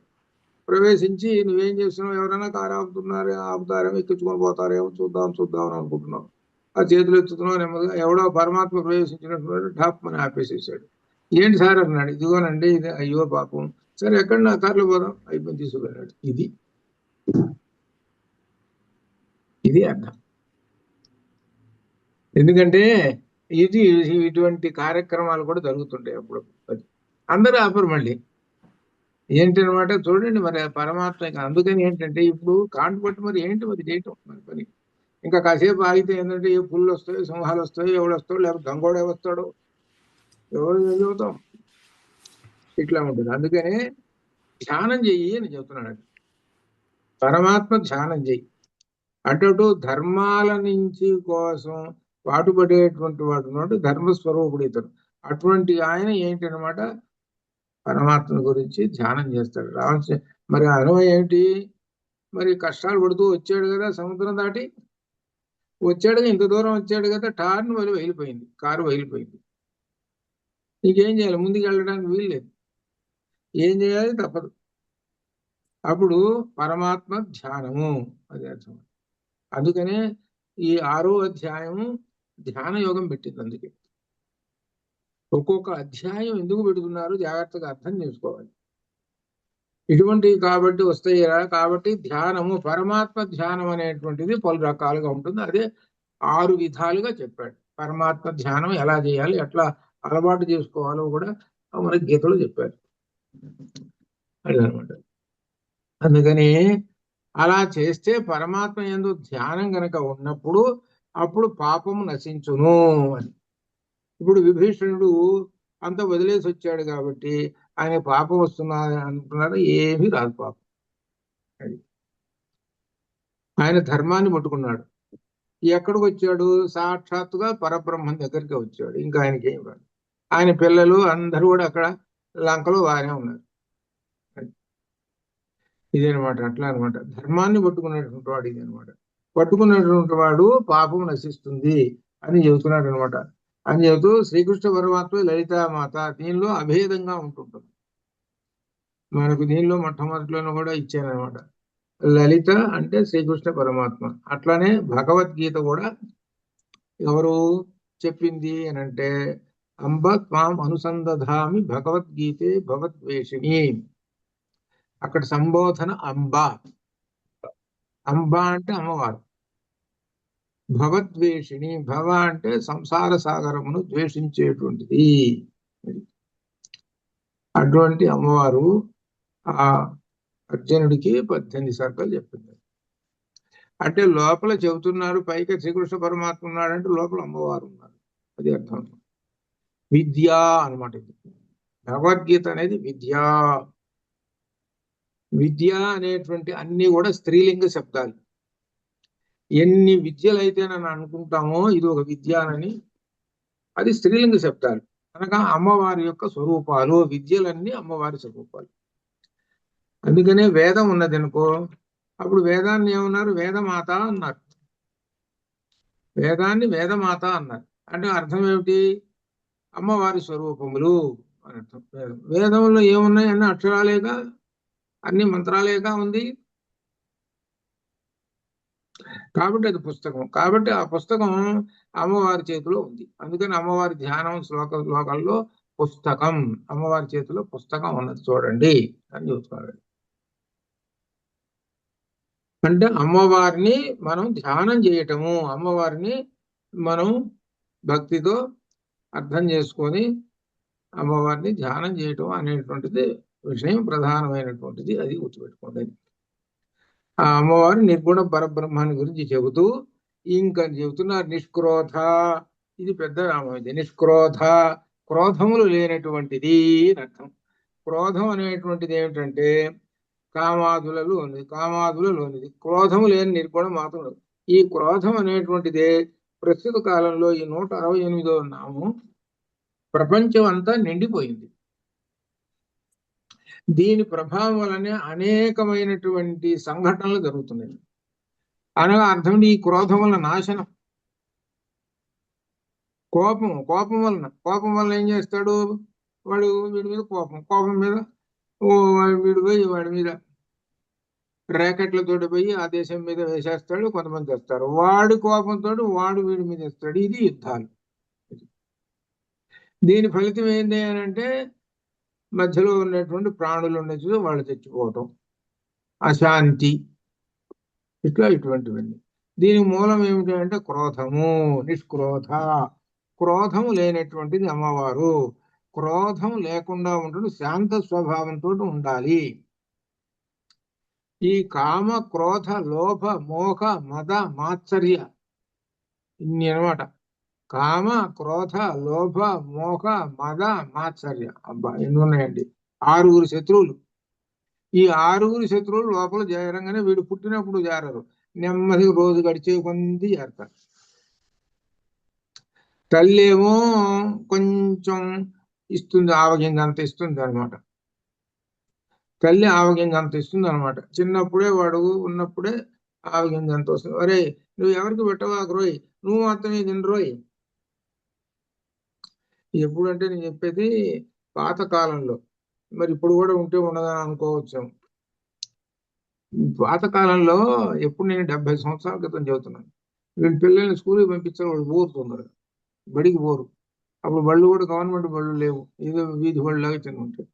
వీడు బడికి పోడు, పాలకా బలపం ఇచ్చి ఆ జేబులో శనగపప్పు పోసి అర్థం కాదు బడికి పోరా అని అంటే ఆ శనగపప్పు ఉండేటప్పుడు కూడా బడికి పోతాడు. ఈ శనగపప్పు ఎవడు పెట్టబోతున్నాడు, ఇది రోయ్ అని చెబుతుంది తల్లి. మరి తల్లి మాట వింటాడు కదా, అందుకని వాడు తింటుంటాడు. ఇంకోటి దగ్గర లేవు అనుకో, వాడు నాకు కచ్చ పెట్టరా అన్నాడు, నేను పెట్టను పో అంటాడు. ఇది జరుగుతున్నటువంటి ప్రాచీన కాలంలో ఉన్నటువంటి లక్షణాలు. దీని మూలం ఎక్కడుందో ఆమె తల్లి దగ్గరే ఉంది. అంటే అర్థం అక్కడి నుంచి నెమ్మదిగా ఒక మర్రి విత్తనంలాగా ఒకటి పుట్టింది కదా, అదే మహావృక్షం అయిపోతుంది. అది ఇట్లా ఈ విధంగా చెప్పుకుంటూ పోతే అలా నెమ్మదిగా వీడి వటవృక్షం అయిపోయి వీడు కామక్రోధ లోభం వీడు కొన్ని సంపాదించుకొని ఈ విధంగా ఉండేటువంటి వాళ్ళు ఉంటారు. కానీ కొంతమంది మాత్రం అట్లా ఉండరు. అరే నీ దగ్గర ఎవరన్నా అడిగితే కనుక 4 పెట్టి ఏం పర్వాలేదులే, నీ దగ్గర మంచినీళ్ళు ఉన్నాయిగా కాస్త మంచినీళ్ళు వాడికి కూడా ఎవరన్నా అడిగితే ఇచ్చేసి ఏం పర్వాలేదు ఇచ్చేసి అని చెప్పే తల్లులు అనేటువంటి వాళ్ళు కొంతమంది ఉంటారు. ఇది తేడా. అందుకనే తల్లి అనేటువంటిది మొట్టమొదటి గురువు కాబట్టి ఈ గురువు గారు మంచి విత్తనాలు నాటాలి. అది అనమాట. అదే ఆ తల్లి కూడా ఇట్లానే పెరిగింది కాబట్టి ఆమెకి ఇదే పని. ఇది ప్రాచీన కాలంలో ఉండేటువంటి, అందుకని అవిద్య అజ్ఞానం అనేటువంటిది ప్రాచీన కాలంలో ఎంతగా ముదిరిపోయిందో చెప్పలేము.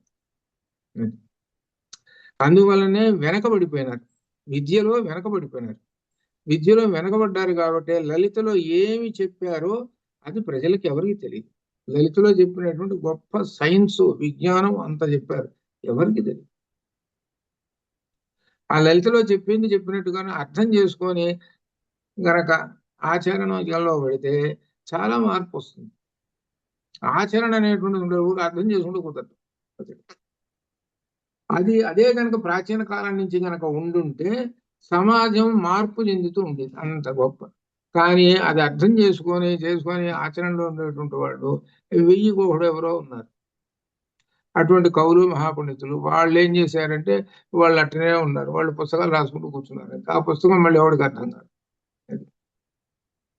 అట్లా అయితే ఆ తర్వాత క్రమక్రమం మార్పులు వస్తున్నాయి అనుకోండి. ఇప్పుడు కూడా చాలా మందికి లలిత ఉన్నది అనుకోండి, పారాయణ చేయడం అనేటువంటిది వాళ్ళు ఉత్సాహంగా ఉంటారు, చేస్తారు, అంతవరకు బాగానే ఉంటుంది. కానీ ఇది ఏమిటో తెలుసుకుందాం అనేటువంటి ఆసక్తి తక్కువ మందికి ఉంటుంది. అది తెలుసుకొని ఆచరణ చేసేటువంటి వాళ్ళు ఉన్నారే వాళ్లకు గొప్ప విశేషమైనటువంటి ఫలాలు లభిస్తుంటాయి అనమాట. అన్నిటికన్నా ప్రధానము నిష్క్రోధ. ఇదే భగవద్గీతలో 2వ అధ్యాయంలో చెప్పినటువంటి స్థితప్రజ్ఞతకి ఇది ప్రధానమైనటువంటి. రామచంద్రమూర్తి రామాయణంలో స్థితప్రజ్ఞత చదివే సందర్భంలో చాలా చోట్ల ఉపయోగించాడు ఆయన. స్థితప్రజ్ఞత అంటే క్రోధాన్ని అణుచుకున్నాడు, కానీ ధర్మ సంస్థాపన కోసం క్రోధాన్ని ఆవేశం చేసుకోవాల్సి వచ్చింది. క్రోధాన్ని ఆవేశం చేసుకొని చివరికి ధర్మ సంస్థాపన చేసిన తర్వాత క్రోధాన్ని వదిలేసేసాడు. అంటే అర్థం ఏంటి, ఇప్పుడు నాకు ధర్మ సంస్థాపన కోసం క్రోధం రావాలి కాబట్టి రుద్రావతారంలాగా అయిపోతాడు. ఆ కార్యక్రమం పూర్తయిపోయింది, ఆ కోపాన్ని వదిలేశాడు, శాంత స్వభావంతో ఉన్నాడు. అంటే నీకు కోపం వచ్చిందని అంటే అది దేనంటే ధర్మ సంస్థాపన కోసం రావాలి. అది చీటికి మాటికి కోపం అనేటువంటిది చూశారు, అదనేటువంటిది ఏం చేస్తుంది అంటే మలినాలతోటి ఉంటుంది. అదే వీళ్ళల్లో ఉండేటువంటిది 6 శత్రువులు. ఊరికినే కోపం వస్తుంది. ఏమండి బాగున్నారా అంటే నేను బాగుంటే ఏం బాగుండకపోతే ఏమయ్యా నీకెందుకయ్యా. అది అంటే మేము ఇవన్నీ అనుభవాలు లోకంలో అనుభవించాం కాబట్టి అందుకని అది మొదలు చూసినప్పుడు పలకరించడు వేరకుండా. అంటే ఎక్కడ వచ్చిందో చూసుకోండి, అంత తేడాతో వస్తుంది అది. అందువల్ల ఏంటనంటే అర్థం చేసుకొని వాళ్ళతో మళ్ళీ వాదన పెట్టుకోం, అది నమస్కారం అని అనుకోవటం పోవటం. అదే విధంగా క్రోధము అనేటువంటిది అందుకనే దానిలో చెప్పాడు అనమాట. ఈ క్రోధం అనేటువంటిది ఎప్పుడు వస్తుందంటే కామము కోపం. అట్నే చిన్నపిల్లాడప్పుడు కూడా చిన్నపిల్లలు ఉంటుంటారు, వాడికి ఏదో కామం కోరిక, ఆ వస్తువు కావాలి, ఆ వస్తువు పట్టుకున్నాడు. ఆ వస్తువు ఉంటే అదేదో వాడికి కలమో ఏదో పట్టుకున్నాడు, ఏదో పుస్తకం ఏదో పట్టుకున్నాడు అనుకోండి, ఎవరు అదేదో పాడు చేస్తాడని ఆ ఇటు తీసుకున్నాం అనుకోండి, వాడికి వెంటనే కోపం వస్తుంది. కోపం వచ్చి చేతితో ఇటు అంటాడు వాడు. వాడికి ఉన్న వయసు ఎంత? 5 ఏళ్ళు 6 ఏళ్ళు. చూసుకోండి ఎక్కడ పుట్టిందో. అది ఎంత దూరం వెళ్ళిపోయింది? ఓ పెద్ద అయిన తర్వాత. అది కామము. ఆ కామాన్ని అడ్డం వచ్చినప్పుడు, కామానికి అడ్డం వచ్చినప్పుడు క్రోధం వస్తుంది. క్రోధం వచ్చినప్పుడు ఇక నీవు నీ ప్రతాపం చూపిస్తావు. అదే రామాయణంలో రావణాసురుడు కామానికి అడ్డం వచ్చాడు. తన కామానికి అడ్డం వచ్చేటప్పటికి క్రోధం చూపించాడు. క్రోధం చూపించేటప్పటికి అప్పుడు యుద్ధము ఇవన్నీ. దీనికి మూలం ఏమిటి? కామము అనేటువంటి. కాబట్టి కామం అనేటువంటి దాన్ని ధర్మబద్ధంగా పెట్టుకో. కామం అనేటువంటిది అది అర్థం. అందుకనే మనం చెప్పుకునేది పురుషార్థాలు ధర్మ అర్థ కామ మోక్ష. అంటే వీటన్నిటికీ మొట్టమొదటిది ఏమిటి? ధర్మము అనేటువంటిది మొదటి మెట్టు. ఈ ధర్మం ఉండే దాని మీద మిగిలిన అన్ని నిలబడతాయి. ధర్మంగా అర్థాన్ని సంపాదించు. సంపాదించినటువంటి అర్థాన్ని ధర్మంగా కామం అనుభవించు. అది కామం కూడా ధర్మంగా అనుభవించు అని చెబుతున్నాడు. అది కోరికను కూడా ధర్మంగా నా గాంగ లక్షల కోట్లు డబ్బులు ఉన్నాయి కదా, నేను నా ఇష్టం వచ్చినట్టు అనుభవిస్తానంటే ఏం కుదరదు. అలా అనుభవించడం చేసిన తర్వాత చివరికి నీ మోక్షానికి అర్హుడవుతావు. అది చెబుతున్నాడు. కాబట్టి ఈ మోక్షానికి మొట్టమొదటి మెట్టు ఏమిటి? మూలం అనేది ధర్మము. అది ధర్మం అనేటువంటి దాన్ని పట్టుకున్నవాడే. అది అర్థం. కాబట్టి దీనిలో నిష్క్రోధ. కాబట్టి క్రోధం లేదు అని అంటే ధర్మం ఉన్నది అని అర్థం అనమాట. ఆ క్రోధం గురించి మనకు దీనిలో చెప్పినటువంటి పద్యాలు కూడా భారతంలో కూడా ఉన్నాయి అన్నమాట. అది చెబుతూ ఈ విధంగా ఆ క్రోధాన్ని గురించి చిత్తప్రజ్ఞత రావాలి అని అంటే క్రోధం లేనివాడై ఉండవలెను. ఇది అర్థం అనమాట. ఇది చిత్తప్రజ్ఞత. క్రోధం వచ్చిందంటే చీటీ మాటి క్రోధం వచ్చింది అనుకోండి, చోట క్రోధం రాగానే శాపాలు పెట్టడం. మనకి మునులు ఉన్నారు కదా కొన్ని సందర్భాల్లో. ఎందుకంటే కొన్ని కథలు ఎందుకు చెబుతున్నాడు అని అంటే, నువ్వు ఎంతటి వాడివైనా సరే ధర్మానికి గనక వ్యతిరేకం వచ్చిందా నువ్వు అనుభవిస్తావు. నువ్వు గొప్పవాడివే, కానీ ఇక్కడ అధర్మాన్ని పాటించావు కాబట్టి నీ సంగతి తెలుస్తావు. చూసుకో. ధర్మం అనేది గొప్ప. అంబరీషుడు ఉన్నాడు, ఏకాదశి ద్వాదశి. ఏకాదశి ఉండి ద్వాదశి రోజు పారాయణ చేయాలి. దుర్వాసుడు వచ్చాడు. సరే వచ్చాడయ్యా, సరే సందర్భం బాగుందండి అన్నాడు. నేను గంగానది పోయి స్నానం చేసి వస్తాను, అప్పుడు భోజనం చేద్దాం అన్నాడు. సరే వెళ్ళాడు. ద్వాదశి గడియలు వచ్చింది. ఎంతసేపుడు రాడు. మరి ద్వాదశ పారాయణ పూర్తి చేయాలి కదా. అప్పుడు పండితులను అడిగాడు, ఏం చేద్దామయ్యా, ఆయన రాలేదు, ఏం చేద్దామని అంటే, మంచినీళ్ళు తాగండి, ఏం పర్వాలేదు. మరి ద్వాదశ పారాయణ కదా, మంచినీళ్ళు తాగండి. అందుకని ఏకాదశి ఉన్న వాళ్ళు మొట్టమొదట ద్వాదశి గడియలు రాగానే మంచినీళ్ళు తాగండి. ఆ తాగిన తర్వాతనే ఇంకా భోజనాలు. సరైన మంచినీళ్ళు తాగాడు. ఆయన వచ్చాడు. నేను వస్తున్నానని చేతి నువ్వు మంచినీళ్ళు తాగుతావా? చూసుకుని నేను ఎట్ట ఏం చేస్తాను అని ఒక రాక్షసుడు పంపించాడు. ఆ రాక్షసుడు వచ్చాడు. ఆ రాక్షసుడు వచ్చేటప్పటికి అంబరీషుడు ఏం చేశాడు? తను ఏకాదశి అంటే విష్ణు భగవానుని కదా ఆరాధించింది. విష్ణు భగవానుడికి నమస్కారం చేశాడు. అయ్యా సరే నేను చూసుకుంటానన్నాడు. ఆయన చక్రం వదిలేశాడు. ఆ చక్రం వచ్చి ఆ రాక్షసుడిని సంహరించింది. సంహరించి దుర్వాసుడు వెంటబడ్డాడు. నీ సంగతి తెలుస్తాను. పరిస్థితి ఎక్కడికి తెచ్చుకున్నాడు? ఇది ఎక్కడ అర్థం. నువ్వు గొప్పవాడివే, చేసిన పని ఏంది? నువ్వు కోపం మాట్లాడితే కోపం. నేనంటే ఏమనుకున్నారు? కొంతమంది ఉంటారు, నేనంటే ఏమనుకున్నారు, నేను మహాపండితుణ్ణి. ఎందుకంటే ప్రస్తుత కాలంలో ఉన్నటువంటి అనేకమైనటువంటి అనుభవాలతో ఉన్నాం కాబట్టి చెబుతున్నాను. నేనంటే ఏమనుకున్నారు? మహాపండితుణ్ణి అని ఇట్లా అనుకునేటువంటి వాళ్ళు కొంతమంది ఉన్నారు. కొంతమంది ఎంత మహాపండితులైనా కానీ వాళ్ళు శాంత స్వభావంతో ఉంటారు. కొంతమంది చివరికి ఏమవుతుంది అని అంటే పరిస్థితి ఇదిగో దుర్వాసుడు పని ఏమైంది? దుర్వాసుడు వచ్చాడు, చివరికి అంతా తిరిగి వచ్చి అంబరీషుడు కాళ్ళ మీద పడ్డాడు. ఎంత పరిస్థితి వచ్చింది చివరికి? ధర్మం అనేటువంటిది అని ఏమాత్రం ఆయన తెలుసు ధర్మం, మంచినీళ్ళు తాగాలి, తాగాడు. నేను ఆలస్యంగా వచ్చాను. అయితే పర్వాలేదయ్యా, శాంతం, ఏం పర్వాలేదయ్యా అంబరీషుడు, పరమాత్మ ఎందుకు భక్తి కలిగి ఉన్నావు అని అన్ని ఆయనతో సహకరించాడు అనుకోండి, అప్పుడు ఏమనాలి? దుర్వాసుని మహాశాంత స్వభావం అండి, మంచివాడు అని అనాలి. కానీ ఆయనకేంటి గొప్ప పేరు? నేను వస్తున్నానంటే అందరూ గడగడ వణుకుతుంటారు. అయ్యా దుర్వాసుడు వస్తున్నాడండి అనేటప్పటికి రాజులు వాళ్ళు వీళ్ళు గడగడా వణుకుతుంటుంటారు. అమ్మో ఇంకే వస్తున్నాడు రా, శాపం పెట్టేస్తాడని భయం. ఎందుకు? ఈయనకు అలవాటేగా శాపాలు పెట్టడం. అట్లనే ఆ దాని కారణంగా, ఈ క్రోధం కారణంగా ఆయన గారికి అహంకారం పెరిగింది. జాగ్రత్తగా అర్థం చేసుకుని భాగవతం చెప్పేటప్పుడు గుర్తుపెట్టుకోవాల్సింది ఇదే. దాని కారణంగా అహంకారం పెరిగింది. నన్ను చూస్తే గడగడ వణుకుతుంటారు జనం, నేనంటే ఏమనుకున్నారు అని పాపం ఆ అహంకారం చూపించాడు ఇక్కడ. అహంకారం చూపించేటప్పటికి ఏమైంది? చివరికి నీ కోపం వల్ల ఏమైంది? నీ కోపం నీ శత్రువు అని వచ్చింది కదా. అది నీ కోపం నీ పాలిటి శత్రువు అయ్యి సుదర్శన చక్రం వెంటబడ్డది. అవి వెంటబడినప్పటికి అప్పుడు నువ్వేం చేసావు? లోకాలన్నీ పరిగెత్తుకుంటూ తిరుగుతున్నావు. మేము ఎవరో రక్షించమయ్యా, మాకు సంబంధం లేదన్నారు. చివరికి అంబరీషుడిని శరణ పెడితే అప్పుడు చక్రాన్ని ధ్యానం చేసి చక్రం అంటిపోయింది. అంటే ఏంటి? వాడు అంబరీషుడు నా మీద ఇంతటి చేశాడు కదా ఈ దుర్వాసుడు, వీడిని అసలు చంపేస్తే పీడబోతుంది అని అనుకున్నాడు. ఇక్కడ అర్థం చేసుకోవాలి. అంటే అర్థం ఏంటి? అంతటి మహాకోపిష్టి, అంతటి కోపిష్టి వాడిని అయినా సరే అంబరీషుడిలో ఉన్న గొప్పతనం అది. దుర్వాసుడు కన్నా అంబరీషుడు గొప్ప, ఇది అర్థం. ఇదే మనకు భాగవతంలో తెలుసుకోవాల్సింది. అంటే ఏంటి? కోపిష్టి అయినటువంటి వాడు ఇలా ఉంటాడు అని చెప్పడం. అందుకోసం ఒక కథ చెబుతున్నాడు. భాగవతం అనేది కొన్ని కథలు. అది కోపిష్టి అనేటువంటి వాడు ఉన్నాడు. చివరికి ఆ కోపిష్టి ఏమైనాడు? శరణు పొందాడు. ఆ శరణు పొందినప్పుడు ఏం చేయాలి? శాంత స్వభావంతో రక్షించాలి.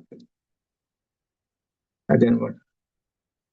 అందుకనే ఎంతటి భీకర శత్రువునైనను శరణంబని వేడిన, ఎంతటి భయంకరమైన శత్రువు అయినా సరే అయ్యా శరణు నిన్ను వేడుతున్నాను అంటే వాడిని రక్షించమని మనకు చెప్పారు.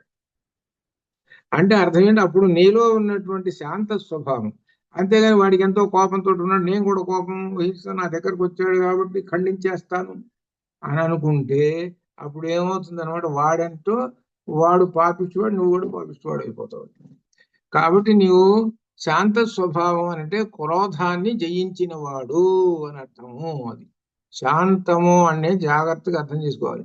క్రోధము జయించిన వానిని శాంత స్వరూపుడు అనాలి. అంతేగాని అందరినీ శాంత స్వరూపుడు అనంటే కుదరదు. అని ఇక్కడ క్రోధాన్ని గురించి మనకు ప్రత్యేకంగా మనకు 2వ అధ్యాయంలో అక్కడ చెప్పుకుంటూ వచ్చాడు. క్రోధాత్ భవతి సమ్మోహః కామాత్ క్రోధోభిజాయతే చివరికి బుద్ధి నాశాత్ ప్రణశ్యతి. ఈ విధంగా చెప్పుకుంటూ కోపం ఎక్కువ గొప్ప విషయం. ఈ కోపం పనికిరాదని అన్ని మతాలు చెబుతున్నాయి. బౌద్ధ మతం దగ్గర నుంచి అన్ని మతాలు కోపం అనేటువంటిది వలన అనేక నష్టాలు ఉన్నాయి, మానవుణ్ణి పతనం చేస్తుంటుంది, పైగా ఈ కోపం అనేటువంటిది అనేకమైన పాపాలు కూడా చేయిస్తుంటుంది. పాపాలు చేయించడమే కాకుండా సమాజానికి కూడా ఎన్నో కష్టాలు తెచ్చిపెడుతుంది. తన కోపం సమాజానికి ఎన్ని కష్టాలు. ఇప్పుడు అదేగా యుద్ధాలు జరుగుతున్నది. వాడు బాగానే ఉన్నాడు, వీడు బాగానే ఉన్నాడు, ఇద్దరు మధ్యలో చచ్చేది ఎవరు? వీళ్ళు. యుద్ధం జరుగుతున్నది చూశారు, మధ్య ఆశేదో అంటారు కదా ఇప్పుడు దేశానికి. మధ్య వాడు బాను వీడు బాను, ఈ మధ్యలో వీళ్ళ కోపాలు అనమాట వాడు. అందుకని ఆ క్రోధం అనేటువంటి గొప్పది. కాబట్టి సాటి లేని సమాధి నియమములు కలవానికంటే, అనేక దానములు చేసిన వానికంటే, అనేక యజ్ఞములు చేసిన క్రోధం లేనివాడు చాలా గొప్పవాడు. ఇది అర్థం. క్రోధం లేనటువంటి వాడు చాలా గొప్పవాడు. ఈ క్రోధం అనేటువంటిది చాలా శత్రువు, ఇది భయంకరమైనటువంటి శత్రువు. ఈ శత్రువు వలన క్రోధం ఏం చేస్తుందంటే చివరికి వ్యాధులను తెచ్చిపెడుతుంటుంది. ముఖ్యంగా ఏంటంటే క్రోధం బాగా ఉన్నటువంటి వాడికి బీపీ పెరుగుతుంటుంది. మొదట వచ్చేటువంటి అదే, క్రోధం ఉన్నటువంటి వాడికి బీపీ పెరుగుతుంటుంది. బీపీ పెరిగి వాడు ఏం మాట్లాడుతున్నాడు వాడికే తెలియదు. అది తాను తెచ్చుకున్నటువంటి రోగం. అది తనంతట తాను ఎలా తెచ్చుకున్నాడంటే క్రోధం అనేటువంటి.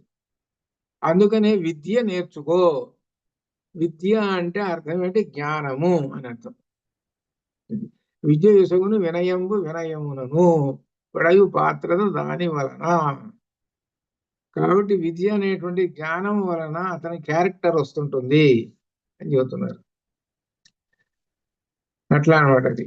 కాబట్టి ఈ క్రోధం అనేటువంటిది అంతటిది అని చెబుతూ క్రోధ శమని 169లో క్రోధ శమని, క్రోధమును శమింపజేయనటువంటిది. ఇక్కడ కూడా చెబుతున్నది ఏంటంటే పాము కుబుసాన్ని వదిలేసిచ్చినట్టుగా వదిలేసించుకోవాలని. యహ సముత్పతితం క్రోధం క్షమయైవ నిరస్యతి యథ ఉరఘత్వచం జీర్ణం సవై పురుష ఉచ్యతే అని దీనిలో సుందరకాండలో కూడా చెప్పారు. సుందరకాండలో కూడా హనుమ చెప్పినటువంటి క్రోధం అనేటువంటిది పాము కుబుసం ఎలా అయితే వదిలేసేస్తుంటుందో అట్లా క్రోధాన్ని వదిలేసేయి. అదనమాట. క్రోధం అనేటువంటిదే మానవుణ్ణి పతనం చేస్తుంటుంది. అదే చివరి పద్యం చెబుతున్న క్రోధమ తపమంజరచును క్రోధమ అణివాదులైన గుణములు పాపం క్రోధమ ధర్మక్రియలకు బాధయుగం క్రోధిగా తపస్వికి చనునే. క్రోధం అంత పనిచేస్తుంది, కోపం. అందువలన ఏంటనంటే ఈ క్రోధాన్ని ఛేదించేసేయాలి. అణిచివేస్తే ఏమవుతుందనంటే మళ్ళీ పైకి వస్తుంది. అణచటం వేరు, అణచటం అనే దానికి వేరు, వదిలేయటం అనే దానికి వేరు, రెండు అర్థాలు. అదనమాట. వదిలేస్తే ఇక సంబంధం లేదు. అణిచామనుకోండి, మనం లేచి కూర్చున్నాం, మళ్ళీ పైకి లేస్తుంది. అప్పుడు తాత్కాలికంగా అణుచుకున్నాం కానీ పోలేదు. అది ఏదో సందర్భంలో మళ్ళీ పైకి పాము మాదిరి పైకి లేస్తుంది. పాము ఎట్లయితే కుబుసాన్ని వదిలేసేస్తుందో అట్లా కోపం అనే దాన్ని వదిలేసేయండి అయ్యా అని చెప్పటం దీనిలో మనకి. అలా అంటే మైకు మనకు ఒక ఉపదేశం చెబుతూ అమ్మవారు ఎటువంటి కోపములు లేనటువంటిది అని క్రోధ శమని అన్నారు. ఇక్కడ ఒక విశేషం ఏమిటంటే అమ్మవారి కోపం లేదండి అండి బాగానే అన్నారండి. మరి ఇప్పుడు పూర్వపక్షం, మరి మీలో కొంచెం దూరం వెళ్ళినటువంటి వాళ్ళు వెంటనే పూర్వపక్షం వేసేస్తారు. పూర్వపక్షం వేసి దాని సమాధానం ఏంటి? దసరాలో దుర్గా ఏమిటి? దుర్గా రూపం మహిషాసురుడు మొత్తం క్రోధం కదా, చూడు భయంకరంగా కత్తులు కఠారులు ఎన్ని పెట్టుకొని. ఇక్కడేమో అమ్మవారి క్రోధం లేదని చెబుతున్నారు. అక్కడేమో వచ్చేటప్పటికేమో క్రోధం కత్తులు కఠారులు ఎన్ని పెట్టుకొని పెద్ద భయంకరంగా చూపిస్తున్నారు.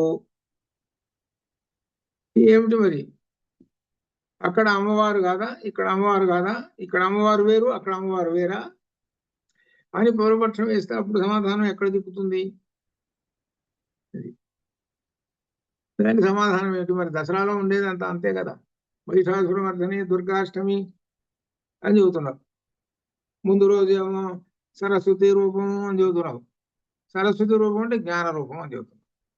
మళ్ళీ పక్కన కోపం చూపిస్తున్నావు ఏంటి? జ్ఞానం చెబుతున్నావు, కోపం చూపిస్తున్నావు, ఇదేమిటి? ఏమిటి ఈ పూర్వపక్షం వేసేసాం? అటువంటిప్పుడు నువ్వు చెప్పేటువంటి దానికి స్టాండర్డ్ ఏమిటి? అమ్మవారు క్రోధ శమని అన్నావు, మరి అక్కడ రూపాలు ఏంటి? దీని చెప్పు సమాధానం. ఇప్పుడు ఈ సమాధానం వస్తే కానీ బయట ముందుకు సాగదు. ఇదే బ్రహ్మసూత్ర భాషల్లో ఉండేటువంటి పూర్వపక్షాలు. ఈ పూర్వపక్షానికి సమాధానం రావాలి, సిద్ధాంతం అంటారు కానీ. అది అందుకని మనం చదివేటప్పుడు కేవలం దానిలో చెప్పినేదో అర్థం తెలుసుకొని ముందుకు పోవటం కాదు, దానికి సంబంధించినటువంటి అనుసంధానాలు ఉంటాయి. అది ఆ అనుసంధానాన్ని పెట్టుకుంటే కానీ సంపూర్ణంగా అర్థం కాదు. అదే అనమాట. అట్లా అది అందుకని అంటే అమ్మవారు ఏమిటనమాట, దుర్గాష్టమి ఇదంతా ఏంటో మహిషాసురమర్దిని అని అంటే అర్థం ఏమిటంటే క్రోధం అనే రాక్షసుడి మీద నేను ఆయుధం ప్రయోగిస్తున్నాను. ఆ క్రోధం అని పోతేనే కదా నీకు జ్ఞానం వచ్చేది. నీలో క్రోధం ఉన్నంతసేపు, కాబట్టి మనుషుల్లో క్రోధం ఉండకూడదు. అది దీని యొక్క వివరణ. అది ఎట్లా చేస్తున్నావు అని అంటే 10 రోజులు నువ్వు ధ్యానం చేస్తున్నావు. నన్ను 10 రోజులు ధ్యానం చేస్తున్నావు కాబట్టి నీలో ఉన్నటువంటి అత్యంత ప్రమాదకరమైనటువంటి రాక్షసుడు ఒకడున్నాడు. వాడెవడంటే మహిషాసురుడు. మహిష అని అంటే అర్థం ఏంటంటే మనకు దానికి మూర్ఘత్వం. మహిష అనే దానికి మూర్ఘత్వం అంటే మూర్ఘత్వము, క్రోధము అన్నీ ఉన్నాయి. వాటిని చంపేస్తే గాని ఆ రాక్షసుడు ఎంతమంది వాడికి కామ, క్రోధ, లోభ, మోహ, మద, మాత్సర్యాలతోటి పెనవేసుకున్నటువంటి వాడు ఆ రాక్షసుడు. ఆ రాక్షసుడు సంహరించేసేస్తాను. ఎప్పుడు ఎట్లా సంహరిస్తావు? నువ్వు నన్ను ధ్యానం చేస్తే, అది అర్థం.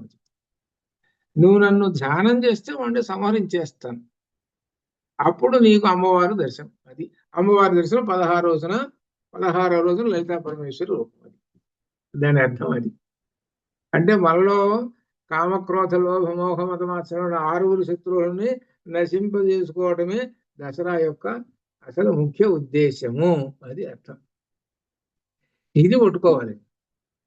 కేవలం అమ్మవారికి అలంకారాలు వేస్తూ, ప్రసాదాలు పెడుతూ, మరి పారాయణలు చేస్తూ ఇవన్నీ ఉండేటువంటిది ఆలయాల్లో కానీ వీటిల్లో కూడా ఒక రకమైనటువంటి భక్తితోటి సామాన్యమైనటువంటి విషయం. అది ఈ సామాన్యమైనటువంటి విషయంలో విశేష విషయాన్ని తెలుసుకోవాలి. అది సామాన్య విశేషంలో విశేషాలు తెలుసుకోవాలి. ఆ తెలుసుకొని చేస్తూ ఉండు అని చెప్పారు. అట్లా అనమాట. అది అనమాట. అట్లా ఈ విధంగా మనం చెప్పుకుంటున్నాం. తర్వాత ఇక మళ్ళీ వచ్చే శనివారం అట్లా అనమాట. అంతే కదా. అది అంతవరకు శోభభవతు. ఓం పూర్ణమదః పూర్ణమిదం పూర్ణాత్ పూర్ణముదచ్యతే పూర్ణస్య పూర్ణమాదాయ పూర్ణమేవావశిష్యతే. అసతో మా సద్గమయ తమసో మా జ్యోతిర్గమయ మృత్యోర్మామృతంగమయ. ఓం శాంతి శాంతి. శుభం భూయాతు.